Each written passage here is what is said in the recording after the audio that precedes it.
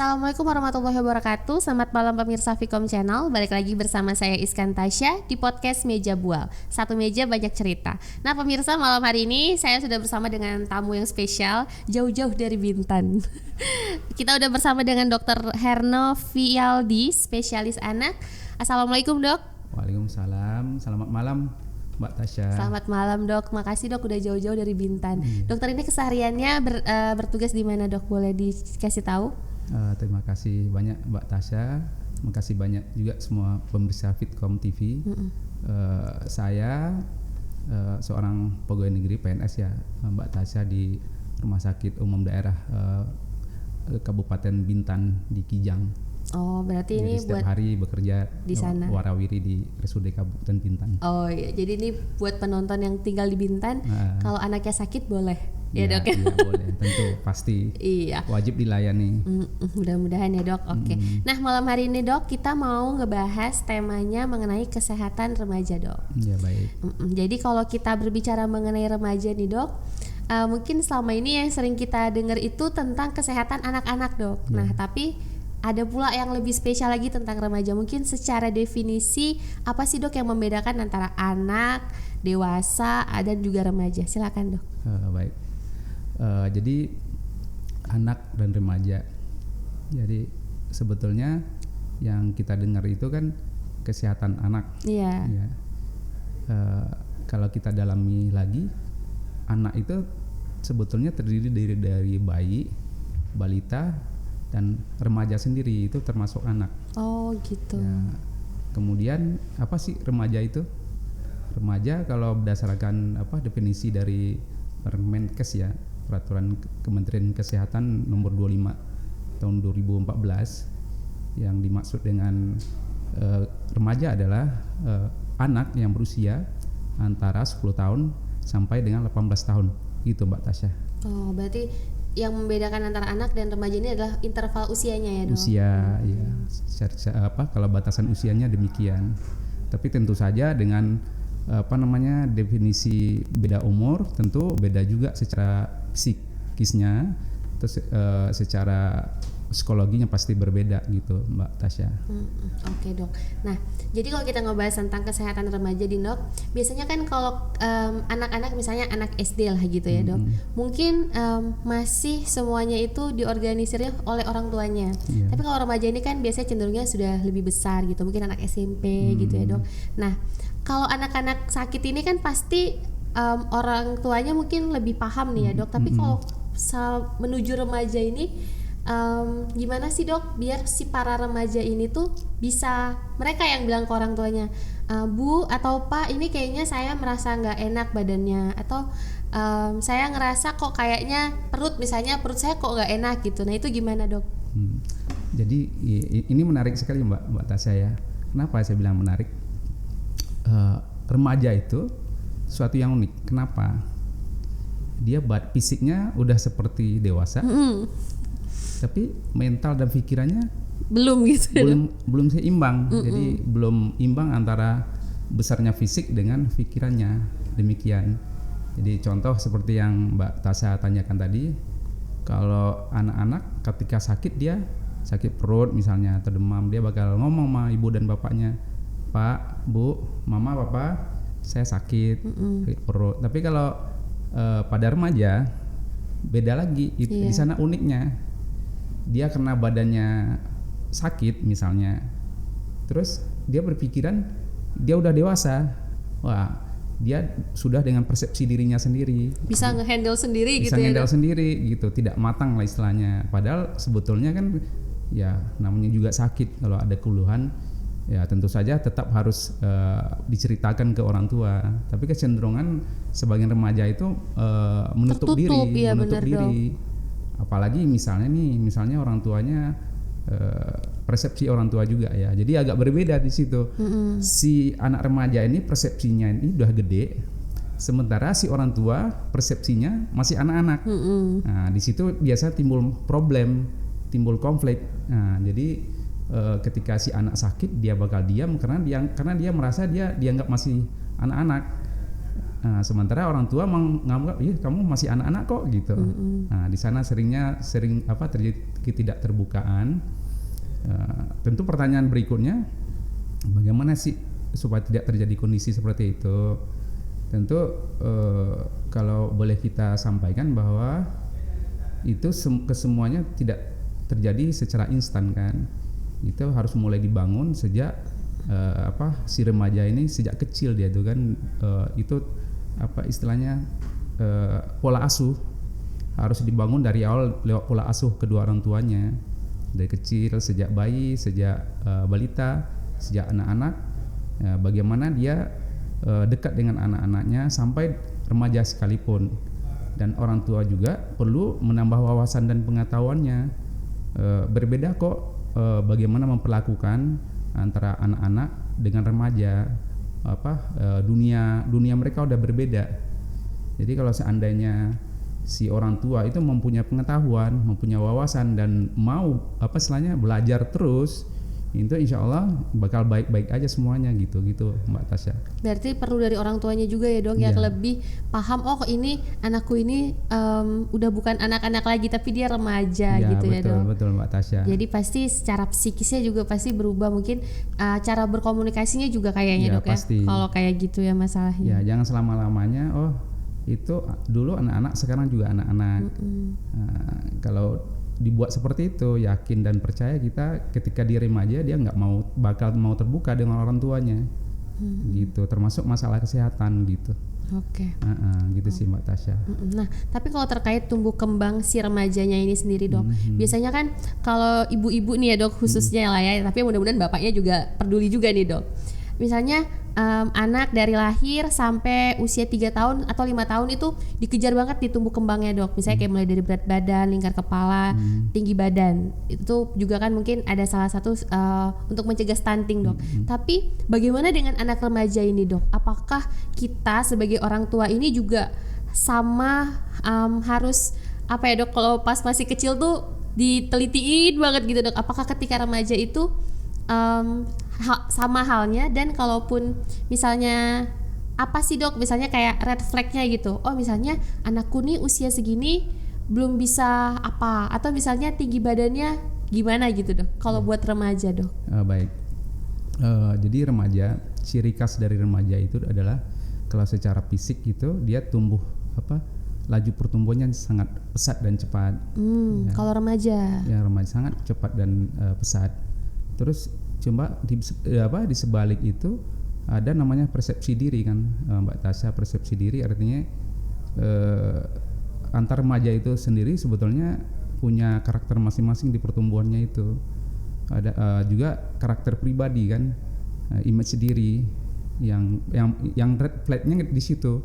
Artinya ada misalnya ini ada remaja itu tumbuhnya kebetulan obesitas, terus kemudian persepsi dirinya, saya kok obesitas, saya malu gitu kan. Terus kemudian dia bakal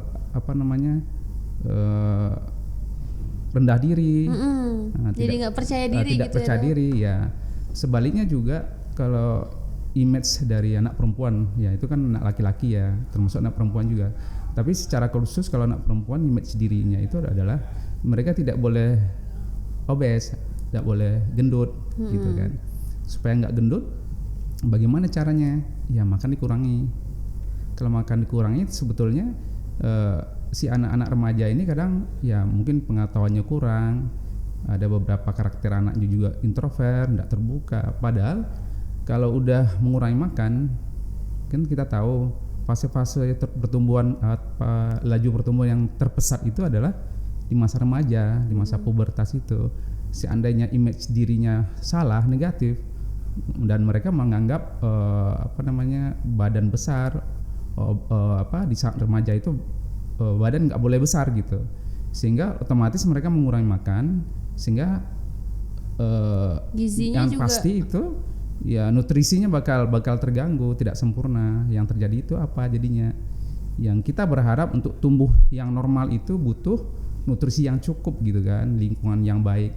Kalau udah kurang makan, ya dengan sendirinya juga tinggi juga bakal berkurang gitu, Mbak Tasya. Jadi harus diperbaiki persepsi diri itu, diperbaiki pola pengetahuan dan wawasan si remaja ini. Tentu dengan mungkin salah satu bentuknya ya acara kita ini dalam dialog kesehatan remaja yang berguna untuk remaja sendiri. Ya tentu juga pasti untuk orang tua juga gitu Mbak Tasya. Oke. Berarti di sini balik lagi ya dok, peran orang tuanya juga sangat penting ya dok. Sangat penting. Jadi jangan sampai misalnya ternyata di sekolah anaknya dibully, dibilang gendut gitu. Ya. Jadinya di rumah jadi makannya kurang. Kalau disuruh minum susu nggak mau minum susu gitu, takut gendut betul, gitu. Betul. Bahaya juga ya dok. Bahaya sekali sih itu. Malah jadi mengurangi nutrisi yang harusnya bisa tumbuh maksimal, malah jadi nggak maksimal gitu ya dok. Ya, image remaja itu kan terutama untuk anak perempuan yang sehat tuh langsing. Iya gitu. benar. Langsing sehingga mengurangi makan, malah kadang-kadang makan sekali sehari aja. Sementara mereka lagi tumbuh gitu. Untuk tumbuh butuh nutrisi yang cukup, yang seimbang gitu. Ya dengan makan kurang, nutrisi kurang, ya udah tinggi yang sesuai dengan target normal itu nggak capai jadinya gitu Mbak Tasya. Tapi gimana dok? Misalnya solusi dari dokter sendiri dok, misalnya ya namanya kita misalnya anak-anak remaja ini sekolah pasti ada yang lebih tinggi, mungkin ada yang kurang tinggi gitu dok. Nah itu gimana dok? Mungkin buat meningkatkan kepercayaan dirinya dok. Oh iya, jadi sebetulnya gini sih, ada namanya variasi genetik. Ya artinya tapi di variasi genetiknya ada tinggi rata-rata namanya. Tinggi rata-rata itu artinya tinggi yang memang halayak populasi tertentu, khususnya kita bangsa Indonesia kan, itu pasti punya tinggi rata-rata. Untuk laki-laki kan di atas, perempuan di atas 150 nantinya, terus laki-laki 160-an, 160 ke atas. Kalau seandainya tinggi mereka masih rentang rata-rata itu mungkin menurut saya secara fisik mungkin tidak terjadi bully. Nah, kemudian ternyata ada variasi tinggi yang kurang dari normal. Kalau tinggi kurang dari rata-rata di antara populasi, misalnya dia sekolah di SMP atau SMA, dia agak cebol lah kalau kita bilang ya, agak pendek. Tentu si remaja itu bakal berpikir kan, oh saya kok pendek sendiri gitu. Justru di sana, atau misalnya terlalu tinggi sendiri dibandingkan dengan rata-rata teman di sekolahnya. Untuk hal-hal yang kayak gini, menurut saya sih ya bisa ada dua kemungkinan. Yang pertama masih normal, tapi ternyata itu variasi genetik orang tuanya. Kita lihat dulu, jangan-jangan orang tuanya tingginya juga kurang dari normal karena secara genetik dia pendek.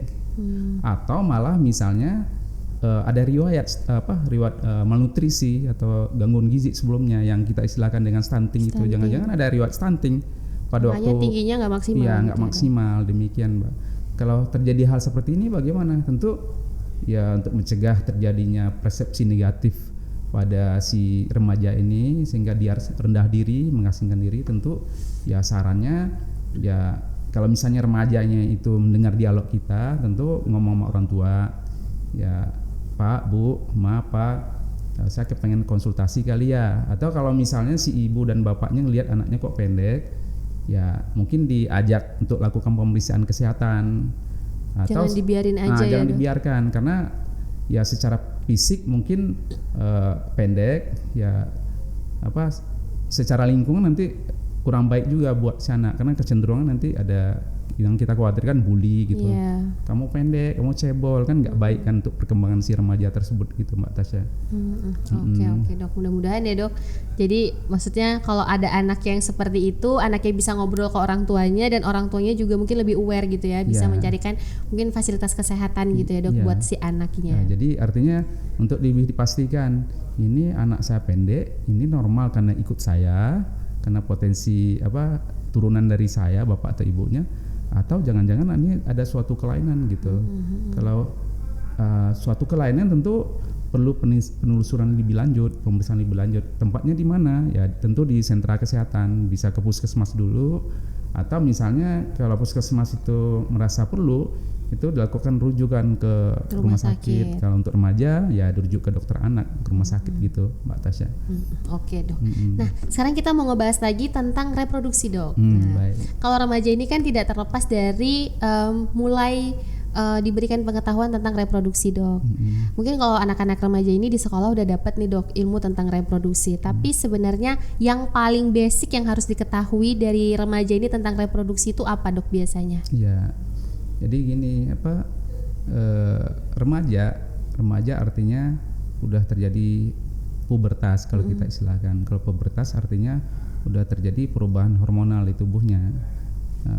Secara fisik kan kita bisa lihat di remaja itu pada perempuan udah mulai terbentuk payudara, tanda-tanda seks sekunder kalau kita bilang ya, payudara, terus kemudian rambut-rambut pada tempat-tempat tertentu. Kalau dan juga si remaja putri juga bakal lebih tinggi dia. Kemudian pada anak laki-laki sama seperti tadi, jakun, rambut-rambut pada ketiak dan kemaluan. Terus terkait dengan termasuk reproduksi kalau pada anak laki-laki dia mulai mimpi basah.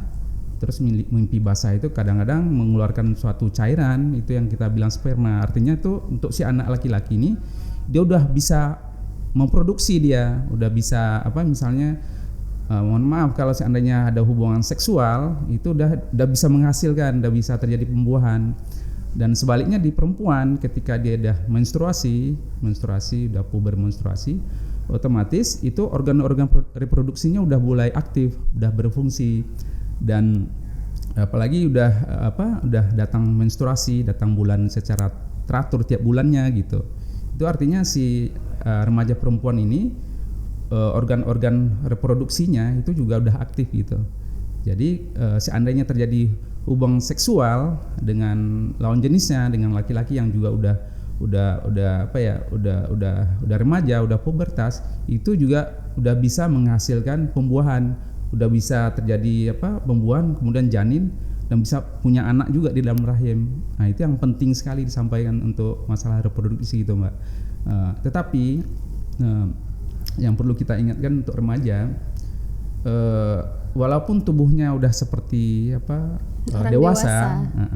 Tapi tetap saja secara biologis, secara fisik itu ada fase-fase di mana ada yang kita istilahkan fase yang belum matang untuk terjadinya pembuahan di dalam rahim. Kapan itu? Kalau untuk usia-usia kalau di negara kita kan disarankan untuk nikah itu kan 19 tahun ya ke atas ya. Kalau kurang itu kenapa di usia itu? Karena di bawah 19 tahun itu memang secara fisik itu si remaja perempuan ini belum terlalu matang dan berisiko kalau seandainya dipaksain, misalnya apakah itu nikah atau misalnya berhubungan di luar nikah sehingga si remaja ini hamil.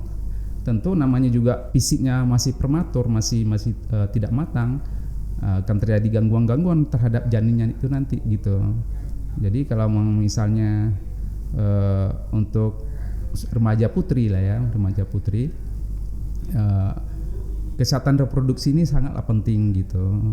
Pasti yakinlah kita dan percaya bahwa nggak selamanya kan kepengen jomblo kan, nggak selamanya kepengen bujangan, pasti di suatu saat kepengen punya pasangan. Tapi ingat bahwasanya karena cita-citanya itu, cita-cita wajibnya itu kepengen punya pasangan nanti, tentu punya pasangan ketika kita udah matang gitu. Kapan kita matangnya? Kalau untuk perempuan ya di atas 19 tahun. Kalau ketika usia-usia SMP, usia SMA itu belum matang secara fisik. Jadi jaga dirilah gitu. Karena kalau tidak menjaga diri, ya termasuk kesehatan reproduksi itu menjaga higien higien organ-organ intim gitu kan, tidak melakukan seks bebas gitu kan. Terus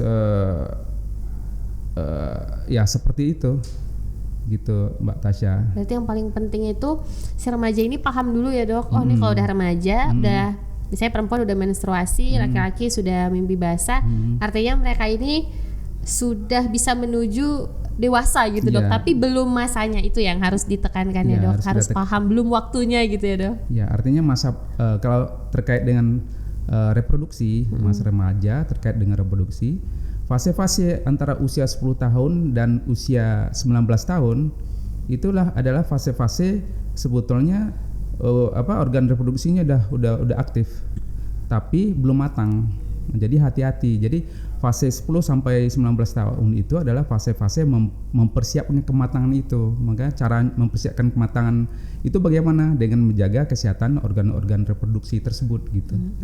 Tapi kalau remaja sendiri dok, misalnya kita berbicara mungkin buat organ gitu ya dok, mungkin apa sih dok yang harus dipahami dulu gitu? Misalnya kadang-kadang mungkin kurang terbukanya antara orang tua dan anak ini, jadi si anak ini dok nggak tahu, oh ini aku sudah datang bulan misalnya gitu, aku harus gimana gitu. Kalau kita yang dewasa mungkin udah tahu ya dok, harus bersih.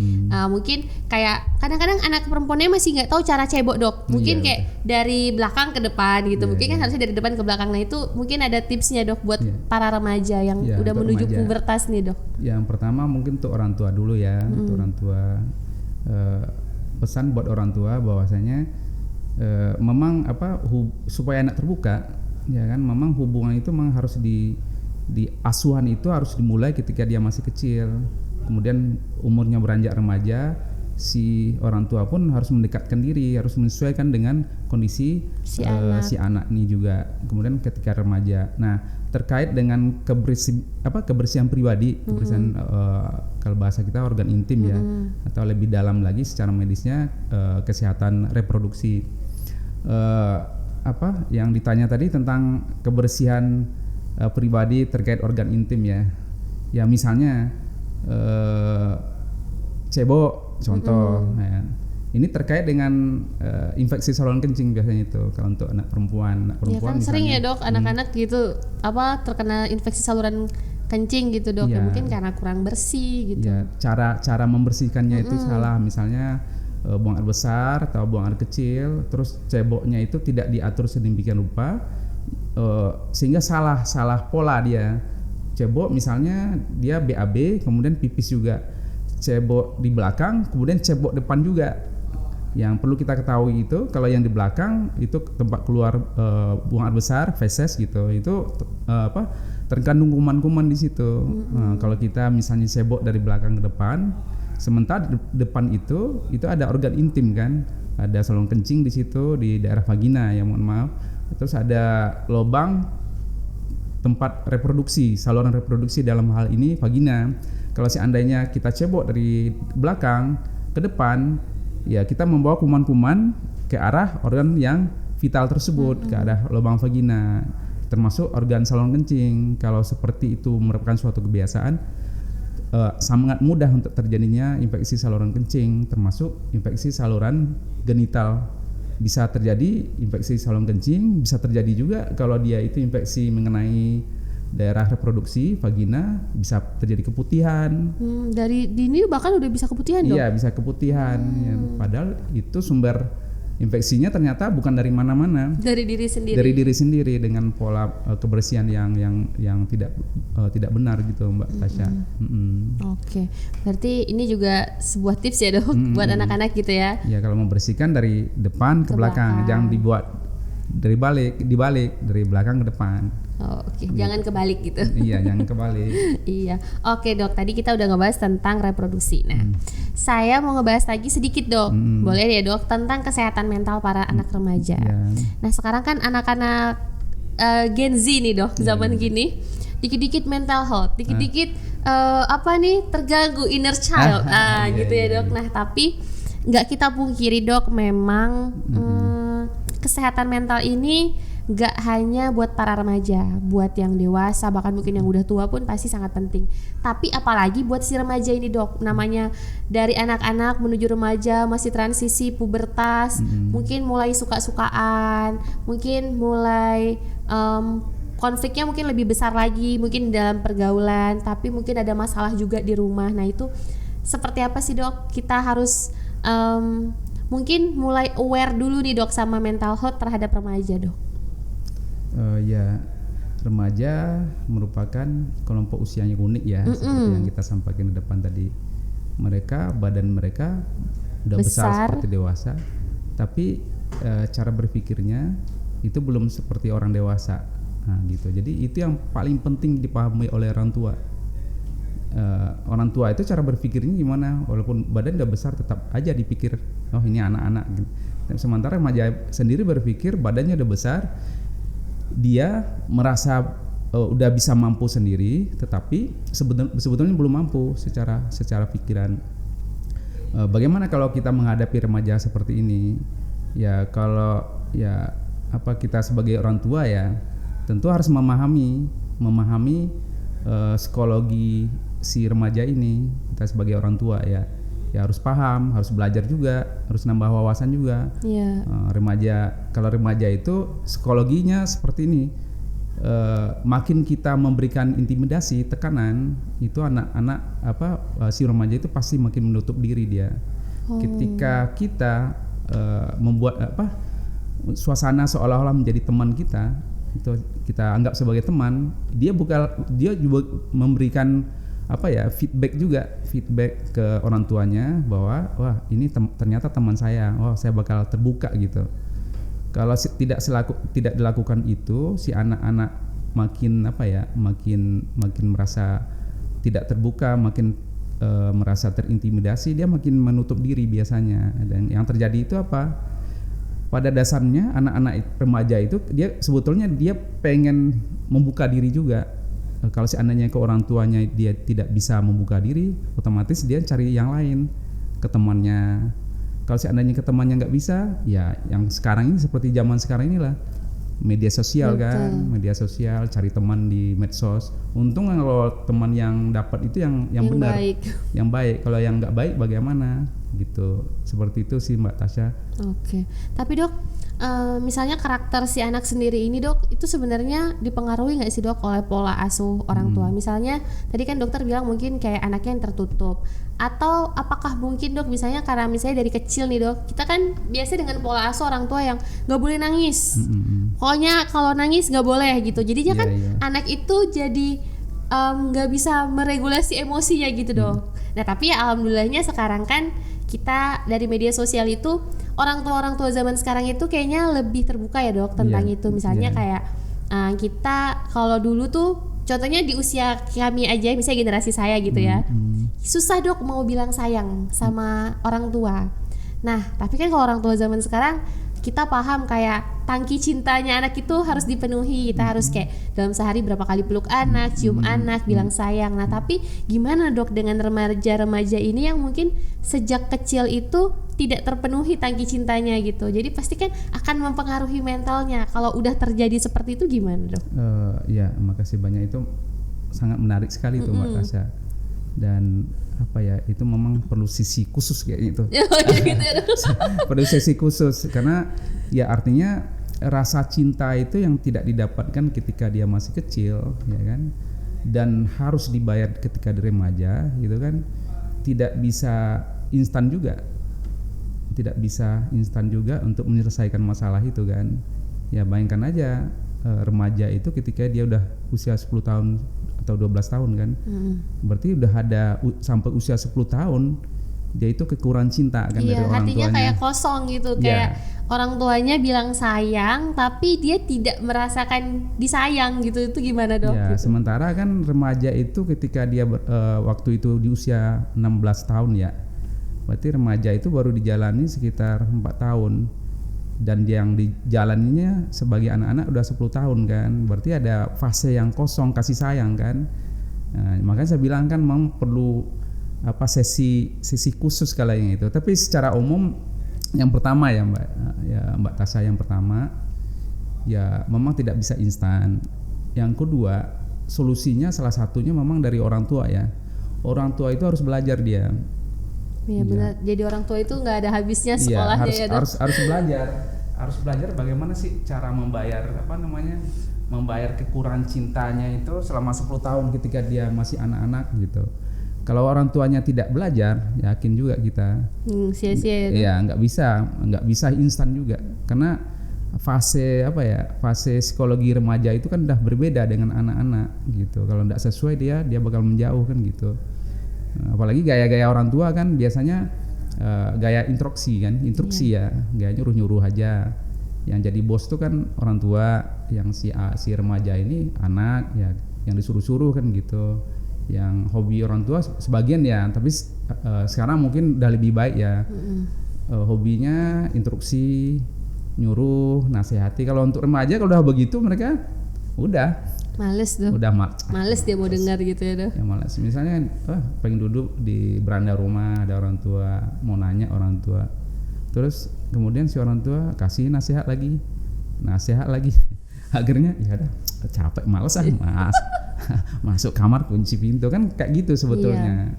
Tapi kalau misalnya orang tua lebih terbuka ya, artinya setelannya setting dirinya itu ya, setting teman coba deh gitu, setting temannya ya nanya, biarlah anaknya yang banyak bicara, nggak apa-apa, remaja itu biar aja dia yang banyak bicara. Jadilah kita orang tua yang menerima apa ceritanya. Mungkin jadi orang tua yang bisa lebih mendengarkan ya, dok. Ya kita gunakan kuping ya, kita sebagai orang tua. Jangan kita gunakan lebih banyak mulutnya. Walaupun faktanya susah itu ya dok. Iya susah. Namanya orang tua tuh bawaannya pengen menasehati aja gitu. Betul itu. Sampai ada tuh saya pernah dengar dok, orang tua itu tidak selalu benar dan anak-anak itu tidak selalu salah gitu ya dok. Betul. Jadi ya mungkin orang tua harus lebih mendengarkan anaknya. Ya kebanyakan, tapi nggak pasti orang-orang tua yang hebat pasti banyak. Tapi ada sebagian juga yang artinya masih menggunakan dominan mulutnya dibandingkan telinganya. Ya, kalau ada artinya apa? Itu kiasan aja kali ya. Kalau menggunakan banyak mulutnya, dia yang ada perintah, yang ada nasihat mulu. Anaknya datang kepengen ngobrol, ya akhirnya nasihat lagi. Makanya kamu tuh loh gitu ya. Enggak begitu. Jadi orang tua tuh merasa selalu betul. Oh jangan begitu, enggak begitu, begini harusnya. Nah, jadi sementara si anak ya gitu lagi. Karena kenyataan banyak kejadian seperti itu kan. Nah, mulai sekarang kemarin udah dimulai juga pasti itu.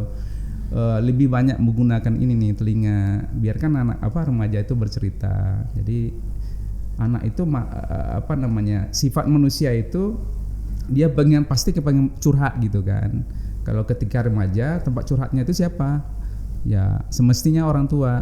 Tapi kalau semestinya. Tapi misalnya orang tua tidak bisa tempat curhat, ya kembali lagi ke teman. Kalau temannya baik-baik aja, kalau nggak baik-baik aja gimana? Gitu. Karena kan pasti banyak juga teman-teman yang memberikan dampak negatif ya dok. Ya, jadi mungkin kalau terkait lagi ke pertanyaan Mbak Tasha, gimana sih tipsnya? Ya, peranan besar orang tua. Jadilah orang tua yang menjadi teman bagi anak remaja ini dan gunakanlah secara maksimal telinga orang tua untuk mendengar cerita dari anaknya. Jangan dominan menggunakan mulut untuk nasihat lagi, perintah lagi sehingga si remaja ini jadi males gitu Mbak. Dan juga mungkin tambahan dok, mungkin juga biar si anak ini nggak dibungkam gitu ya dok. Kadang-kadang kita sebagai anak tuh suka ngerasa kita tuh nggak boleh ngomong gitu dok, ya kan? Pokoknya betul. Harus orang tua aja yang ngomong, kayak kita yang anak-anak ini dari kecil tuh diajarinnya nggak usah ngelawan, gitu betul. Kan dok? Jangan ngelawan gitu. Atau misalnya kita nggak bisa buat ngebela diri kita sendiri, itu gimana kita mau confidence di luar ya dok? Kalau sama betul. Orang tua kita aja kita ngerasanya tuh kecil banget gitu dok. Iya, merasa sementara remaja itu sendiri dia perlu dihargai. Iya benar, dia butuh validasi gitu ya. Saya ini udah gede udah loh. Besar gitu. Kalau misalnya kita bilang sama anak kita kan, jangan pulang malam-malam. Terus dia jawab apa coba? Gimana kita sebagai orang tua jawab? Bu, Pak, saya itu kan udah gede. Bukan anak kecil lagi loh. Umur saya udah 16 tahun, udah 17 tahun. Saya udah gede loh gitu. Jadi ya di sana itu memang ya persepsi kita sebagai orang tua memang harus semakin hari semakin kita sesuaikan gitu. Dan sekali lagi kan harus tambah ilmu, tambah wawasan, jangan segan-segan untuk membaca, mendengar, apalagi media sekarang kan banyak. Teramat mudah ya, kita YouTube kasih topik-topik bagaimana berdialog dengan remaja ya. Wah, sekarang sangat mudah sekali Mbak Tasha. Apalagi di Fitcom TV juga kita bisa ngikutin kan. Iya benar. Oke dok, ini udah banyak banget pembahasan kita pada hari ini. Mungkin ada pesan terakhir dokter yang mau disampaikan ke masyarakat khususnya remaja, dan tentu jangan lupa disentil para orang tuanya juga dok. Silakan dok. Yang pertama untuk remajanya sendiri ini penting sekali ya. Ini pesan dari pemerintah kali ya, dari pemerintah terkait stunting, terutama untuk anak perempuan. Ada istilah aksi bergizi. Aksi bergizi itu artinya terutama untuk anak perempuan. Salah satu penyebab dari stunting itu adalah ketika si ibunya itu tidak sehat, kurang gizi alias malnutrisi. Nah, kurang gizi itu ternyata itu sudah mulai ketika remaja dari SMP, SMA. Itu udah mulai termasuk anemia, kekurangan zat gizi gitu. Jadi makanya pemerintah melakukan program untuk pendekatan ini, untuk intervensi ini. Ada program asupan tablet besi gitu, zat besi, SMP, SMA.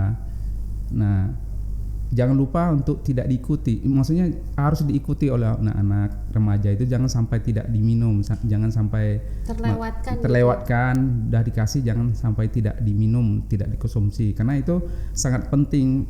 Itu jembatan untuk anak yang sehat nanti, untuk salah satu prevensi atau pencegahan anak stunting nantinya, sehingga ketika dia di SMA, remaja SMA tuh anak remaja perempuan yang sehat di usia remaja SMA, ketika dia udah selesai dan ketika masuk usia perkawinan, dia akan menjadikan tubuhnya yang sehat untuk kehamilan nantinya. Itu ya, jangan lupa untuk tablet besi itu. Terus yang kedua, untuk orang tua gizi seimbang jangan lupa untuk anak-anak remaja.